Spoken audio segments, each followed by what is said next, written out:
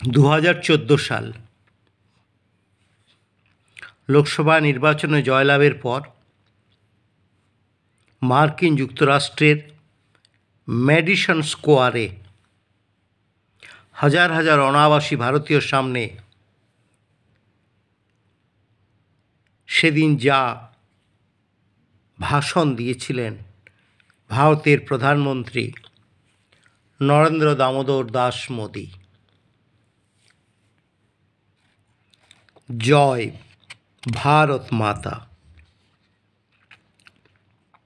আমেরিকায় বসবাসকারী আমার ভাই ও বোনেরা, মার্কিন রাজনীতির সকল গণ্যমান্য ব্যক্তিবর্গ, বিশেষ করে এই অনুষ্ঠানে যারা উপস্থিত আছেন, আমার সহযোগী ভারতীয় যারা টেলিভিশন ও ইন্টারনেটে অনুষ্ঠানটি দেখছেন, যারা অডিটোরিয়ামে প্রবেশ করতে পারেননি, বাইরে দাঁড়িয়ে আছেন, তাদের সকলকেই জানাই আমার আন্তরিক নবরাত্রির শুভেচ্ছা।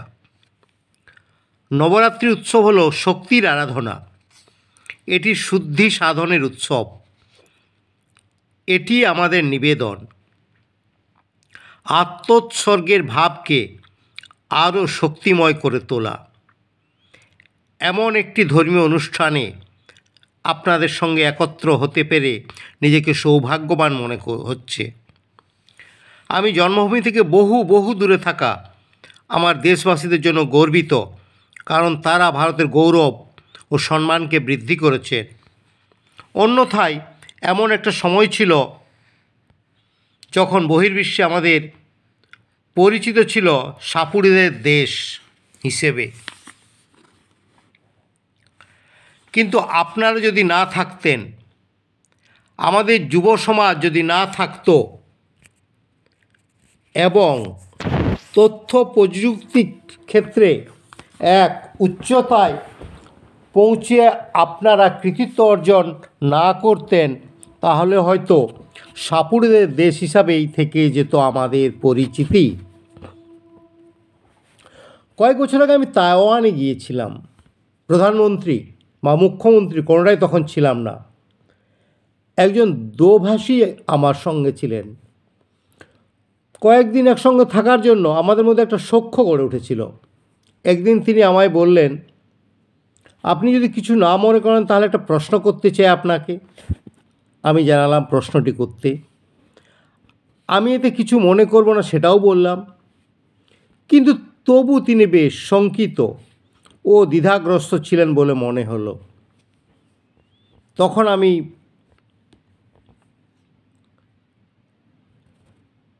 তাকে বলতে বললাম। তখন তিনি বললেন যে তিনি শুনেছেন ভারতের মানুষ নাকি ব্ল্যাক ম্যাজিক বা কালা জাদুতে অভ্যস্ত।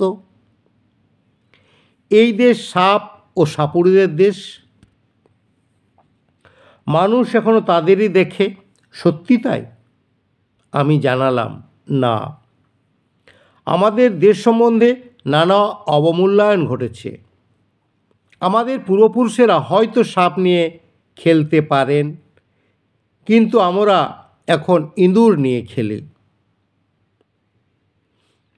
আমাদের তরুণেরা মাউস ক্লিক করে জগৎকে কাঁপিয়ে দেওয়ার ক্ষমতা রাখে। আমেরিকায় আপনারা বহুল সম্মান অর্জন করেছেন আপনাদের ব্যবহার, মূল্যবোধ, ঐতিহ্য ও সামর্থ্য সহায়ে। ভারতের ইতিবাচক ভাবমূর্তি গড়ে তুলতে গুরুত্বপূর্ণ ভূমিকা পালন করেছেন আপনারা, শুধু আমেরিকায় নয়, সারা বিশ্বে। কারণ এখানে আন্তর্জাতিক বা বিশ্ব জনগোষ্ঠীর বাস। সম্প্রতি ভারতের নির্বাচন সংঘটিত হলো।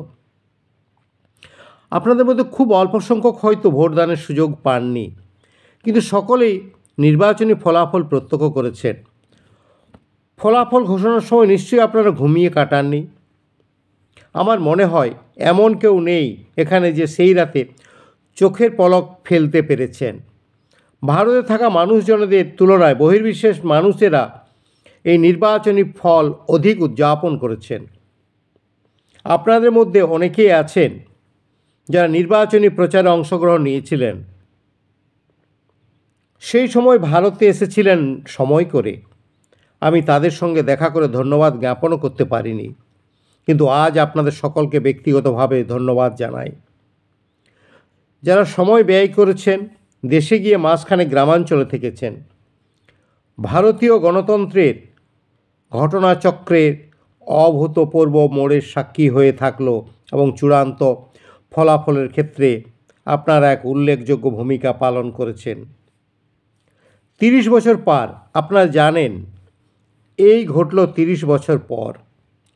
নিরঙ্কুশ সংখ্যাগরিষ্ঠতা অর্জনপূর্বক পুনরায় সরকার গঠিত হলো ভারতে 30 বছর পর। রাজনৈতিক পণ্ডিতদের এই জনাদেশ হজম হয়নি। মতাদেশ নির্মাণকারীদের মতো ভুল প্রমাণিত হয়েছে। গ্রামের গরিব অশিক্ষিত মানুষেরা মতাদেশ নির্মাণকারীদের নতুন মত প্রদান করেছেন। এই নির্বাচনের ফলাফল গণতন্ত্রের উপর মানুষের আস্থা ও বিশ্বাস বর্ণনা করেছে এবং গণতন্ত্রের প্রতিটি ব্যক্তির তাৎপর্য সূচিত করেছে। একটি নির্বাচনে জয়ী হওয়া মানে ক্ষমতা দখল নয়। নির্বাচনে জয়ের অর্থ কর্তব্যের ভাগী হওয়া।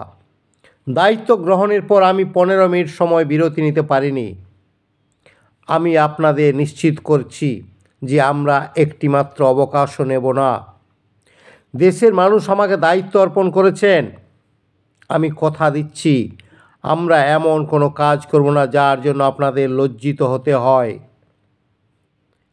এই মুহূর্তে দেশ এক উদ্দীপনাময় ও উৎসাহপূর্ণ সময় যাপন করছে। দেশের মানুষ পরিবর্তন চায়। বিশ্ব অর্থনৈতিক সমৃদ্ধির দিকে এগিয়ে চলেছে। এমনকি ভারতের গরিব মানুষেরাও জানতে চাইছেন আর কতদিন তাদের দারিদ্র্যের বোঝা বহন করতে হবে। সকলেই পরিবর্তন চাইছেন।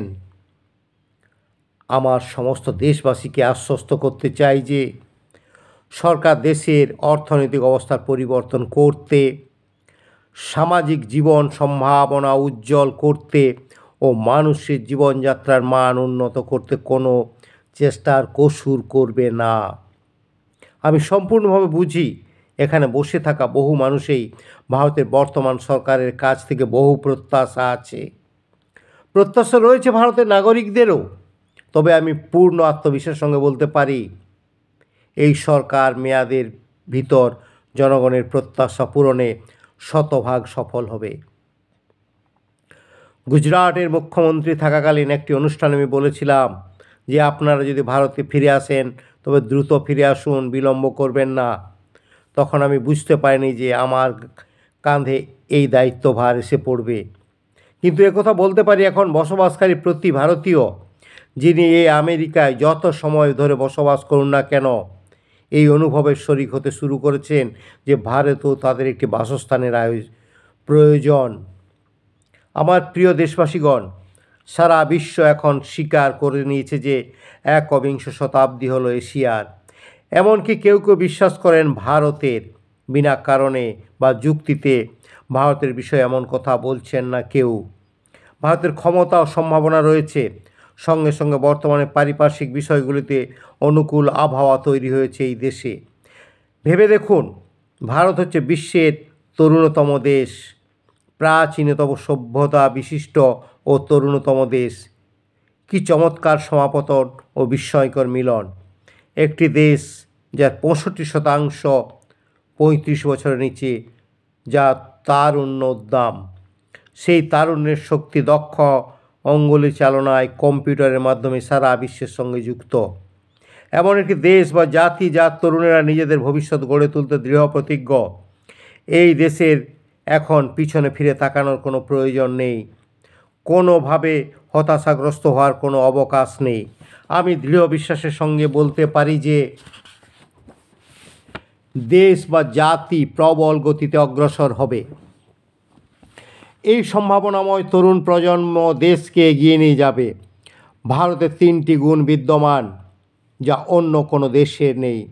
আমাদের শনাক্ত করতে হবে এই বৈশিষ্ট্য বা গুণাবলীকে এবং বিশ্বকে সেই বিষয়ে ওয়াকিবহাল করতে হবে। 125 কোটি ভারতের মানুষের আশীর্বাদ ঈশ্বরীয় আশীর্বাদের সমতুল। সুতরাং তারা যখন আশীর্বাদ প্রদান করেছেন, ধরে নিতে হবে স্বয়ং ঈশ্বরই আশীর্বাদ করেছেন। যে তিনটি বৈশিষ্ট্য বা গুণের জন্য ভারত গর্বিত হতে পারে সেই সম্পর্কে বলবো এবার। প্রথম হলো গণতন্ত্র। এটা হলো ভারতের সবচেয়ে বড় শক্তি, সবচেয়ে বড় সম্পদ। নির্বাচনী প্রচারের সময় লক্ষ্য করেছি, মে মাসের তীব্র দাবদাহে যখন জামা কাপড় পরাটাই দুষ্কর, তখন মানুষ নির্বাচনে প্রচারে সমবেত হয়েছেন। তাদের মনে ছিল অনেক আশা। এটাই হলো গণতন্ত্রের মাধুর্য, আশা জন্ম দেয় আকাঙ্ক্ষার। গণতন্ত্র ভারতের কোনো গতানুগতিক ব্যবস্থা নয়, এটা মানুষের বিশ্বাস ও আস্থার প্রতীক। জনগণের বিশ্বাস, জনগণের আস্থা। আমাদের দ্বিতীয় সম্পদ হলো জনসংখ্যাগত লভ্যাংশ। যে দেশ বা জাতির 65% মানুষের বয়স 35 বছরের নিচে, তার আর কি চাই? এর চেয়ে অধিকতর সুবিধা বা লাভজনক পরিস্থিতি হয় নাকি? আমাদের তৃতীয় সুবিধাটা হলো চাহিদা। সারা বিশ্ব তাকিয়ে আছে ভারতের দিকে। কেন? কেননা 125 কোটি সংখ্যাটি এক অতি বিশাল বাজারকে নির্দেশ করে, বিশাল চাহিদাকে। পৃথিবীর আর কোনো দেশে এই তিনটি সুবিধা নেই। এই সুবিধাগুলির সর্বোত্তম ব্যবহার করে ভারত এক অতি বৃহৎ উচ্চতায় আসীন হবে, এ বিষয়ে আমি নিশ্চিত। আমেরিকা হলো বিশ্বের প্রাচীনতম গণতন্ত্রগুলির একটি। সারা বিশ্বের বিভিন্ন প্রান্ত থেকে মানুষ এসে আমেরিকায় স্থায়ীভাবে বসবাস করছেন। ভারতীয়রা বিশ্বের বিভিন্ন প্রান্তে বসবাস করছেন। পৃথিবীর এমন কোনো প্রান্ত নেই যেখানে ভারতীয়রা নেই, আবার এমন কোনো শহর নেই আমেরিকায় যেখানে বিভিন্ন জাতির মুখোমুখি হবেন না। অদ্ভুত সাধারণতা। প্রিয় ভাই ও বোনেরা, আমি বিশ্বাস করি না উন্নয়নের জন্য একমাত্র সরকার দায়বদ্ধ। সরকার খুব বড়জোর প্রকল্পগুলি চালু করতে পারে, রাস্তা, স্কুল, হাসপাতাল তৈরি করে দিতে পারে। সরকারের বাজেটও সীমিত, কিন্তু প্রকৃত উন্নয়ন ঘটে জনগণের অংশগ্রহণে। দুর্ভাগ্যজনকভাবে এখনও পর্যন্ত উন্নয়নের দায় পুরোপুরি সরকারের উপরেই ছিল। আমরা একটা পথ বেছে নেওয়ার সিদ্ধান্ত গ্রহণ করেছি, যেখানে 125 কোটি ভারতীয় এবং সরকার একত্রে কাজ করবে। আমাদের দেশের আরেকটা সমস্যা আছে। দেশকে এগিয়ে নিয়ে যেতে সরকারের দায়িত্ব হলে সুশাসনের প্রবর্তন করা দরকার। আপনার হয়তো বিভিন্ন অভিযোগ রয়েছে, বিমানবন্দরে কিছু সমস্যা বা ভিসা অফিসে কিছু সমস্যা হতে পারে। আমি হয়তো আপনাদের কাছ থেকে অনেক দূরে থাকতে পারি, কিন্তু আপনাদের সমস্যাসমূহ বিষয়ে যথেষ্ট সচেতন। সুতরাং আমি উন্নয়নকে জনগণের আন্দোলনে পরিণত করতে চাই। আমরা সকলে আমাদের স্বাধীনতা সংগ্রামের ইতিহাস সম্পর্কে ওয়াকিবহাল। ব্রিটিশরা আমাদের শাসন করেছে এবং তার আগে আরও অন্যান্যদের শাসনাধীন ছিলাম আমরা। প্রায় 1000 থেকে 1200 বছর দাসত্ব কেটেছে আমাদের। কিন্তু আপনারা যদি ইতিহাস দেখেন প্রতি যুগেই কিছু মহৎ মানুষ দেশের জন্য নিজেকে উৎসর্গ করেছেন। আপনারা সমস্ত শিখ গুরুদের নাম করতে পারেন। একের পর এক জীবন উৎসর্গ করেছেন তারা। ভগৎ সিং এই শিখ ঐতিহ্যের এক অংশীদার। আজও শিখেরা আমাদের সীমান্ত প্রহরায় রত, দেশের জন্য যে কোনো মূল্য প্রাণ দিতে প্রস্তুত। প্রতি যুগে মহৎ মানুষেরা দেশের জন্য জীবন উৎসর্গ করেছেন। কেউ ফাঁসি কাঠে, কেউ গুলিবিদ্ধ হয়ে প্রাণ দিয়েছেন। এরপর আবার নতুন নেতার আবির্ভাব ঘটে কালের নিয়মেই। এই নেতাদের আত্মোৎসর্গের পর আবার তৃতীয় নেতার আবির্ভাব ঘটে। জীবন উৎসর্গকারীদের মহৎ মানুষের কোনো অভাব কোনো কালে ঘটেনি, কিন্তু তিনি আবির্ভূত হন একা এবং জাতি বা দেশের জন্য আত্মোৎসর্গে নিজ মহিমা প্রকাশ করেন। 5 জন বা 50 জনকে সঙ্গে নিয়ে চলতে পারে তার এই মহান কাজ। কিন্তু মহাত্মা গান্ধী কী করেছিলেন? মহাত্মা গান্ধী স্বাধীনতা অর্জনের লড়াইকে একজন আন্দোলনে রূপান্তরিত করেছিলেন। কেউ খাদি পরলে তা পরতেন স্বাধীনতার জন্য, কেউ শিশুকে শিক্ষাদান করলে তা স্বাধীনতার জন্য, এবং কেউ যদি ক্ষুধার্তের মুখে অন্ন তুলে দিতেন তাও স্বাধীনতা লাভের জন্য। কেউ যদি ঝাড় দিয়ে সব পরিষ্কার করে দিতেন, সেটিও হতো স্বাধীনতা অর্জনের উদ্দেশ্যে তার অবদান। তিনি প্রতিটি মানুষকে তার ক্ষমতা সামর্থ্য অনুযায়ী চলার যথাযথ দিক নির্দেশ করে দিতেন। এটিই ছিল মহাত্মা গান্ধীর মহত্তম অবদান। স্বাধীনতা সংগ্রামকালে প্রতিটা নাগরিককেই যে কাজ করুন না কেন এই ভাবনা নিয়ে করতেন যে তিনি যে কাজটা করছেন তা দেশ বা জাতির জন্য। এই মনোভাবেই স্বাধীনতা সংগ্রাম আন্দোলন এক অন্য উদ্দীপনায় চালিত হয়। যে পথে স্বাধীনতা সংগ্রাম এক জন আন্দোলনে রূপান্তরিত হয়েছিল, সেই রকম দেশের উন্নয়নেও জনগণের আন্দোলনে পরিণত হওয়া উচিত। 125 কোটি ভারতীয় অনুভব করা উচিত যে তারা জাতির জন্য কাজ করছেন। আমি একজন শিক্ষক হতে পারি, আমি যদি ভালো করে শিক্ষাদান করি, আমি জাতির সেবা করছি, এমনকি প্রধানমন্ত্রীর তুলনায় উত্তমতম কাজ করছি। একজন সাফাই কর্মী তার কাজ আরও ভালোভাবে সম্পন্ন করবেন, কারণ তার ফলে দেশের সম্মান বৃদ্ধি পাবে, এটি তার দেশ সেবা। একজন চিকিৎসক দরিদ্রের নিবেদিত প্রাণ হয়ে চিকিৎসা দান করবেন। দরিদ্রের জীবন সমভাবে মূল্যবান, চিকিৎসক এইভাবেই জাতির সেবা করবেন। আমি উন্নয়নকে জন আন্দোলনের পথে নিয়ে যেতে প্রয়াসী হয়েছি। 125 কোটি ভারতীয় এই উন্নয়নের শরিক হওয়া উচিত।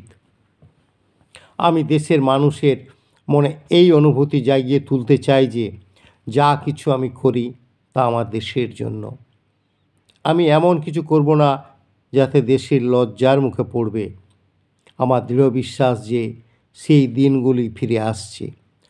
চতুর্দিকে উদ্দীপনার সঞ্চার হয়েছে এবং দেশের কোনায় কোনায় প্রতি ভারতীয় তাগিদ অনুভব করছেন দেশকে এগিয়ে নিয়ে যাওয়ার জন্য।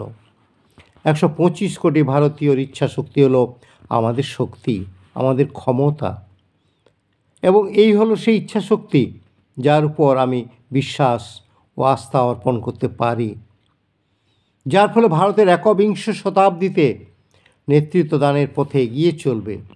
আপনাদের মধ্যে যাদের পঠন পাঠনের অভ্যাস আছে তারা জানেন 2020 সালের মধ্যে বিশ্বে বহুল পরিমাণে শ্রম শক্তির প্রয়োজন হয়ে পড়বে। জনসংখ্যা বয়স্ক হয়ে পড়বে, পর্যাপ্ত পরিমাণ শ্রমশক্তির অভাব লক্ষিত হবে। সারা বিশ্বে পর্যাপ্ত শ্রম শক্তি সরবরাহে সক্ষম আমরা। অধুনা সারা বিশ্বে নার্সিং কর্মীর চাহিদা প্রচুর। প্রশিক্ষিত নার্সিং কর্মীদের সারা বিশ্বে নিয়োগ করতে পারি আমরা, যারা সারা বিশ্বের উপকারে লাগবে। আজ বিশ্বের শিক্ষকদের চাহিদা বহুল, অঙ্ক ও বিজ্ঞানের শিক্ষকের। ভারতকে এই সব শিক্ষকদের রপ্তানি করতে পারে না। প্রয়োজনীয় মানব শক্তির চাহিদা পূরণে তরুণ কর্মশক্তিপূর্ণ এক জাতি তরুণদের প্রশিক্ষিত করে সেই চাহিদা পূরণ করতে পারে। ভারত তার তরুণ জনশক্তির মাধ্যমে বিশ্ব শাসন করার ক্ষমতা রাখে। বিশ্বে নিজের স্থান তৈরি করে নেওয়ার ক্ষমতা আছে তার। ভারতের প্রতিভাকে স্বীকার করতে হবে বিশ্বকে। আপনারা এখানে যা করেছেন তা কোনো অলৌকিক ঘটনা নয়। আপনারা যে জল অন্ন গ্রহণ করে বড় হয়েছেন, আমরাও সেই একই জল অন্ন গ্রহণ করি। আপনারা যদি করতে পারেন, আমরা কেন পারবো না? সুতরাং আমরাও সেই অলৌকিক ঘটনা ঘটাতে পারি। দেখুন এই দেশের প্রতিভা। আহমেদাবাদে 1 কিলোমিটার রাস্তা ভ্রমণ করতে গেলে অটোরিকশায় 10 টাকা লাগে। এখন দেখুন ভারতের প্রতিভার অলৌকিকত্ব। মঙ্গল গ্রহের দূরত্ব 65 কোটি কিলোমিটার। ক্ষুদ্র দেশীয় ইউনিটগুলোতে ক্ষুদ্র যন্ত্রাংশ নির্মাণ করে মঙ্গল গ্রহ অভিযান সম্পন্ন হয়েছিল। আহমেদাবাদে 1 কিলোমিটার পথ অতিক্রম করতে যেখানে 10 টাকা খরচ হয়, সেখানে মঙ্গলে পৌঁছাতে কিলোমিটার প্রতি 7 টাকা খরচ। 7 টাকায় 1 কিলোমিটার। এই হিসাব কি আমাদের উল্লেখযোগ্য প্রতিভার পরিচায়ক নয়? আমাদের তরুণেরা কতটা সম্ভাবনাময়, এটি কি তার প্রতীক নয়? শুধু তাই নয়, বিশ্বে ভারতের একমাত্র দেশ যে দেশ প্রথম প্রচেষ্টাতে মঙ্গলে পৌঁছাতে সক্ষম হয়েছে। ভারত ও আমেরিকার শুধুমাত্র এই পৃথিবীতে দেখা সাক্ষাৎ হয় না, মঙ্গলেও হয়। আমেরিকা মঙ্গলে পৌঁছেছে 22-এ, আমরা 24-এ। আমাদের মঙ্গল অভিযানের খরচ একটি হলিউড ফিল্ম নির্মাণের খরচের তুলনায় কম। একটি জাতি যার মধ্যে এই ধরনের প্রতিভা রয়েছে, সম্ভাবনা রয়েছে, সেই জাতির সাফল্যের নতুন উচ্চতায় আরোহণের ক্ষমতা রাখে। আর এই কারণে আমরা দক্ষতা উন্নয়ন কর্মসূচি শুরু করেছি। তরুণদের মধ্যে যদি ক্ষমতা ও কাজের সুযোগ থাকে তাহলে আধুনিক ভারত গঠনের ক্ষমতা রাখে তারা। আর এই কারণেই দক্ষতা উন্নয়নে জোর দিয়েছি আমরা। নতুন সরকার গঠনের পর আমরা দক্ষতা উন্নয়ন বিষয়ক নতুন মন্ত্রক গঠন করেছি। এই বিষয়ে আমরা প্রবল প্রচেষ্টা চালাচ্ছি এবং বিশ্বের অন্যান্য দেশের সঙ্গে অভিজ্ঞতা ভাগ করে নিতে চাই। বিশ্বে যে সমস্ত দক্ষতা বিষয়ক বিশ্ববিদ্যালয় রয়েছে সেগুলিকে আমরা সহযোগী করে তুলতে চাই। দক্ষতা উন্নয়ন কর্মসূচি এগিয়ে নিয়ে যাওয়ার জন্য আমাদের দুটি ধারণা। দক্ষতা উন্নয়নের মাধ্যমে আমাদের দু ধরনের মানব গোষ্ঠী তৈরি করতে চাই।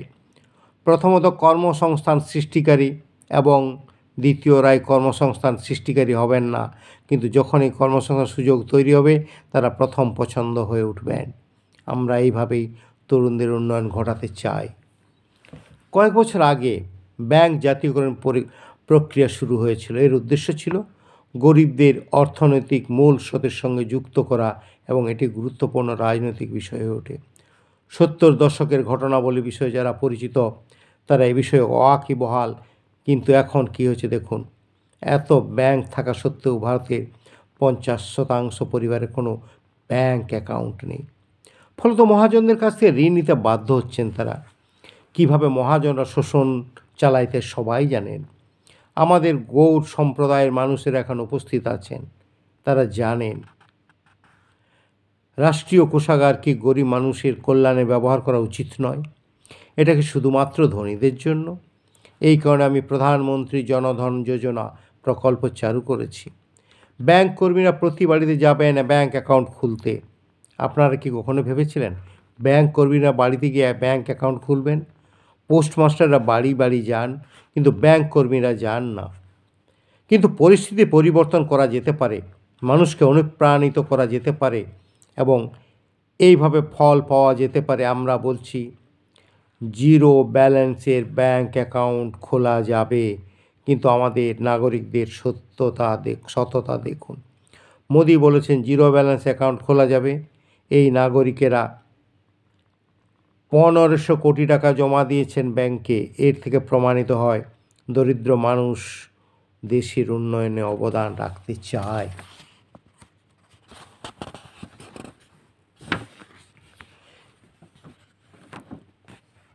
এইগুলি পরিবর্তনের বার্তা সূচিত করে। ভারত সম্ভাবনাময় একটি দেশ। আমি খুব সম্প্রতি একটি প্রকল্প চালু করেছি, তার জন্য সারা বিশ্বকে আমন্ত্রণ জানাই। আমি আপনাদের মেক ইন ইন্ডিয়ার জন্য আমন্ত্রণ জানাই। আজ যদি আপনি মানব সম্পদে কার্যকরী শাসন ব্যবস্থা এবং স্বল্প ব্যয়ে উৎপাদন চান, তাহলে ভারতের চেয়ে অধিকতর সুযোগ সম্পন্ন জায়গার কিছু হতে পারে না। এই জন্য আমরা মেক ইন ইন্ডিয়ার উপর জোর দিচ্ছি। ভারতের বাইরে থেকে আসা লোকজন অভিযোগ করেন সরকারি দপ্তরের আগ পাঁচতলা ঘুরে ঘুরে তাদের নির্দিষ্ট কাজটি হাসিল করতে হয়। কিন্তু এখন আমি আপনাদের জানাচ্ছি সেই সব দিন শেষ। সমগ্র প্রক্রিয়াটি এখন অনলাইনে। মেক ইন ইন্ডিয়াকে এমনভাবে গড়ে তোলা হয়েছে যে এখন আপনি ভারত সরকারের সঙ্গে যোগাযোগ করতে পারেন সরাসরি মোবাইল ফোনের মাধ্যমে। আপনার আবেদনপত্র অন্যান্য প্রয়োজনে অনলাইনে পোস্ট করতে পারেন। এখানে উপস্থিত তরুণেরা যারা দেশের জন্য কিছু করতে চান, প্রথম প্রজন্মের মানুষেরা, সেই প্রবীণেরা যারা মনে করেন দেশের জন্য কিছু করা প্রয়োজন, তাদেরকে আমি আমার ওয়েবসাইট পরিদর্শনের অনুরোধ জানাই www.mygovernment.in। আপনি যদি সংযুক্ত হন তাহলে আপনার প্রস্তাবসমূহের জন্য যথাযথ ব্যবস্থা করেছি। আমি চাই আপনারা আগে ওয়েবসাইটটি দেখুন এবং তারপর যদি সংযুক্ত হতে চান তাহলে অনুগ্রহ করে হন। আমরা সকলেই ভারতের ভাগ্য পরিবর্তন করতে চাই। প্রযুক্তির যথাযথ ব্যবহারের মাধ্যমে আমরা আমাদের প্রকৃত শক্তির পরিচয় দিতে পারি। পূর্বতন সরকার মেক ইন ইন্ডিয়া ব্যবসার সুগম প্রক্রিয়া বিষয়ে অনেক কথা বলেছে। নানা রকম আইন বানিয়ে তারা নিজেদের গর্বিত করেছে। আপনারা নিশ্চয়ই নির্বাচনী প্রচার চলাকালীন সেই সব নিয়ে অনেক কিছু শুনেছেন। আমি আলাদা কিছু করেছি। আমি সমস্ত অপ্রয়োজনীয় আইনগুলো বাতিল করে দিয়েছি। অপ্রয়োজনীয় আইনগুলো নিরর্থক। কোনো সাধারণ নাগরিক সাহস করে এর মধ্যে এসে পড়লে তাদের আর বেরোবার রাস্তা থাকে না। আমি বিশেষভাবে প্রতিটি দক্ষ দল তৈরি করেছি। তাদের নির্দেশ দিয়ে বলেছি আমি সবচেয়ে সুখী হব যদি প্রতিদিন একটা করে আইন বাতিল করতে পারি। আমরা যে সুশাসন বিষয়ে ভাবি, তাহলে সুশাসন তাকেই বলবো যা সহজ, কার্যকরী এবং সাধারণ মানুষের প্রত্যাশা পূরণে সক্ষম। আপনারা নিশ্চয়ই সংবাদপত্রে পড়েছেন যে আজকাল দিল্লিতে সরকারি আধিকারিকরা সময়মতো অফিসে আসছেন। এখন আপনারা বলুন, এটা কি কোনো সংবাদ? কিন্তু আমাদের দেশে এটি একটি সংবাদ। এমন সংবাদ পড়ে আমি বেদনাক্লিষ্ট হই। এটা কি প্রতি ব্যক্তির দায়িত্ব নয় সময়মতো অফিসে পৌঁছানো? কিন্তু এটাই হলো এখানকার অবস্থা। স্বচ্ছতার প্রকল্প শুরু করেছি। আমি নিশ্চিত এটা আপনাদের সকলের কাছে নিশ্চয়ই অভিনব। মানুষ ভাবতে পারেন প্রধানমন্ত্রী হিসাবে আরও গুরুত্বপূর্ণ বিষয়গুলো নিয়ে আমার মাথা ঘামানো উচিত। এটা কি কোনো প্রধানমন্ত্রীর কাজ? এটা প্রধানমন্ত্রীর কাজ কিনা আমি জানি না, কিন্তু আমি সিদ্ধান্ত নিয়েছি শৌচাগার নির্মাণের। কখনো কখনো মানুষ আমায় বলে, মোদিজি অনুগ্রহ করে মহত্তর পথ দেখান। মহত্তর পথ? আমি ওদের বলেছি আমি এক চা বিক্রেতা থেকে আজ এই জায়গায় এসে পৌঁছেছি। আমি একজন অতি ক্ষুদ্র সাধারণ মানুষ। আমার শৈশব ছিল খুব সাদামাটা এবং আমি ছোট ছোট কাজ করতে বেশি আগ্রহী। প্রান্তিক মানুষের জন্য কাজ করার ব্যাপারে সবসময় উৎসাহী, কারণ আমি একজন অতি ক্ষুদ্র সাধারণ মানুষ। আমি সাধারণ মানুষের জন্য বৃহত্তর কিছু করতে চাই। এখন শুধুমাত্র গঙ্গা ইস্যুটিকে দেখুন। আপনাদের সকলের কোনো এক সময় নিশ্চয়ই মা বাবাকে গঙ্গায় পবিত্র স্নান করিয়ে নিয়ে আসার ইচ্ছা মনে জেগেছিল, কিন্তু গঙ্গা দূষণ সম্পর্কে পড়ে সেই ইচ্ছা থেকে বিরত হন। আপনারা বলুন, গঙ্গা পবিত্র হওয়া উচিত কিনা? গঙ্গা পরিচ্ছন্ন থাকা উচিত কিনা? সমগ্র জাতির গঙ্গা পরিশ্রুত কাজে সহায়তা করা উচিত নয়? আপনারা এই মিশনে আমাকে সহায়তা দান করবেন কিনা? আপনারা করবেন তো? নিশ্চয়ই করবেন। এর জন্য এখনও পর্যন্ত কোটি কোটি টাকা ব্যয় হয়েছে। আমি ইস্যুগুলি যখন তুলেছি, মানুষ আমায় বলেছেন, মোদিজি আপনি আপনার নিজের কবর খুঁড়ছেন। এই সমস্ত ইস্যুগুলি নিয়ে নড়াচড়া করবেন না, কিন্তু সমস্যাহীন, ঝামেলাহীন, সহজ ইস্যুগুলো নিয়ে যদি সময় কাটায়, তাহলে মানুষ আমাকে প্রধানমন্ত্রী হিসেবে নির্বাচন করলেন কেন? মানুষ চায় আমি কঠিন সমস্যাগুলির সমাধান হোক, সেই জন্য তারা আমাকে পছন্দ করেছেন। 125 কোটি মানুষ গঙ্গাকে যে শ্রদ্ধা বিশ্বাসের দৃষ্টিতে দেখেন, আমিও সেইভাবেই দেখি। আর গঙ্গা পরিশ্রুতকরণ শুধুমাত্র একক বিশ্বের বিষয় নয়, আর জলবায়ু পরিবর্তন বিশেষ চিন্তার বিষয় এবং সঙ্গে পরিবেশ। আর এই পরিপ্রেক্ষিতে গঙ্গা পরিশ্রুতকরণ যথেষ্ট তাৎপর্যপূর্ণ। শুধু তাই নয়, কী ধরনের উপস্থাপনা রয়েছে উত্তরাখণ্ড, উত্তরপ্রদেশ, বিহার এবং বাংলার নদীগুলিতে। 40% জনসংখ্যার অর্থনৈতিক কার্যকলাপ গঙ্গার উপর নির্ভরশীল। 2019 সালে মহাত্মা গান্ধীর 150তম জন্মবার্ষিকী। মহাত্মা গান্ধী আমাদের স্বাধীনতা দিয়েছিলেন। এর পরিবর্তে তাকে আমরা কী দিয়েছি? আমাকে বলুন, প্রতিটি ভারতীয়ের কি উচিত নয় এই প্রশ্ন জিজ্ঞাসা করার? গান্ধী যখন কখনো সাক্ষাৎ হলে তিনি যদি এই প্রশ্ন করেন, এর কোনো উত্তর আছে কি? সুতরাং 150তম জন্মবার্ষিকীতে তাকে এমন এক উপহার দেওয়া যায় যা তার খুব প্রিয় ছিল। তার দৃষ্টি ছিল মূলত দুটি বিষয়ে, ভারতের স্বাধীনতা ও স্বচ্ছতা।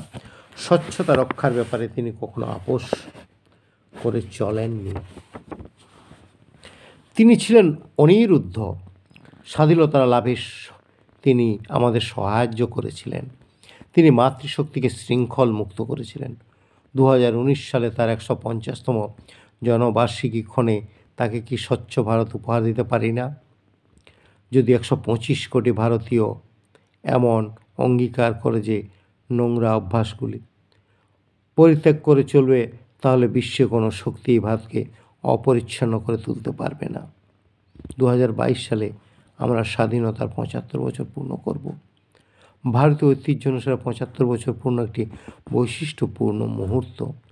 কেমনভাবে আমরা পালন করব এই ৭৫ বছর পূর্তি? এখন থেকে কি তার প্রস্তুতি নেওয়া উচিত নয়? আমার একটা স্বপ্ন আছে এবং আপনাদের আশীর্বাদে তা পূরণ হবে। আমার স্বপ্নটাই ২০২২ সালে যখন স্বাধীনতার ৭৫ বছর পূর্ণ হবে, তখন একজন ভারতীয় গৃহহীন থাকবে না। এগুলি ছোট ছোট জিনিস, যেগুলি ভারতের সমূহের পরিবর্তন ঘটাবে। আর এর জন্য আমাদের সকলে একত্রিত হতে হবে। পরবর্তী বছর অর্থাৎ ২০১৫ সাল একটি গুরুত্বপূর্ণ বছর। যেহেতু আপনারা ভারত থেকে চলে এসেছেন, তাই আপনারা অভিবাসী ভারতীয়। আপনাদের মতো মোহনদাস করমচাঁদ গান্ধীও একজন অভিবাসী ভারতীয় ছিলেন। তিনি ১৯১৫ সালে ভারতে ফিরে আসেন। ২০১৫ সাল তার ভারতে ফিরে আসার শতবর্ষ। আমরা ৮ ও ৯ জানুয়ারি প্রবাসী ভারতীয় দিবস উদযাপন করছি। আপনাদের মধ্যে অনেকে এতে অংশগ্রহণ করবেন আশা করি। এইবার এই অনুষ্ঠানটি সংগঠিত হবে আহমেদাবাদে। এটি মহাত্মার প্রত্যাবর্তনের শতবর্ষ। মহাত্মা গান্ধী দেশের বাইরে গিয়েছিলেন। তিনি ছিলেন একজন ব্যারিস্টার। ইচ্ছালে তিনি সুখে স্বাচ্ছন্দ্যে জীবন অতিবাহিত করতে পারতেন, তবু তিনি দেশের জন্য জীবনপাত করলেন।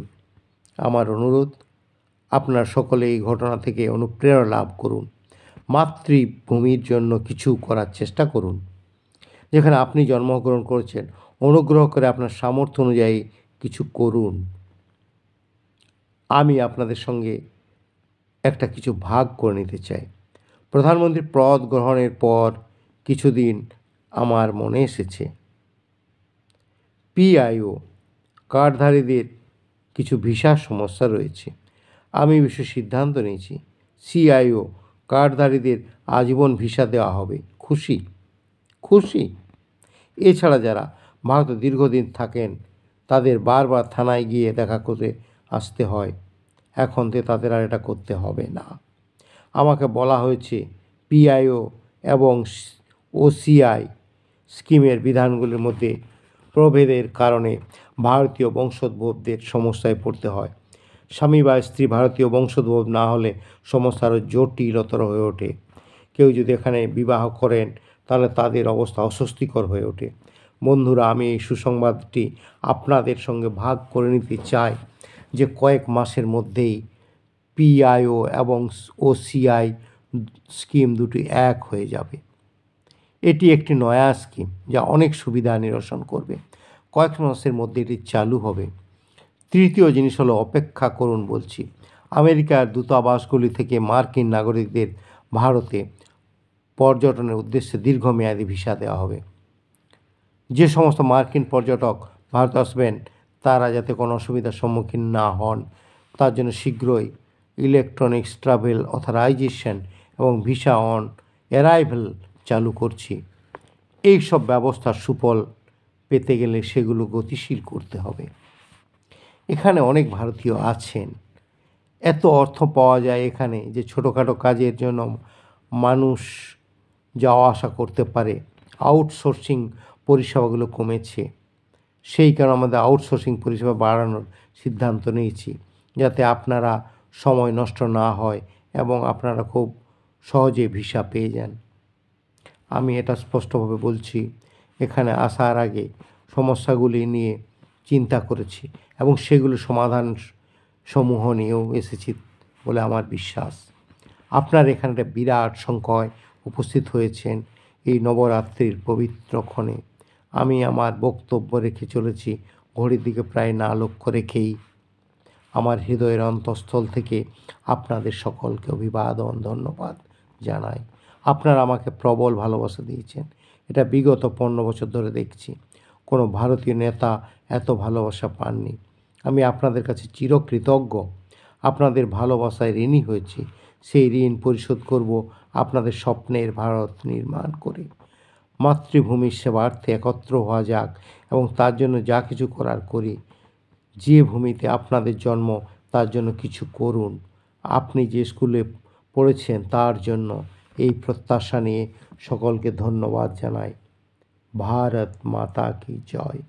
ভারত কি জয়। ভারত মাতা কি জয়। ধন্যবাদ।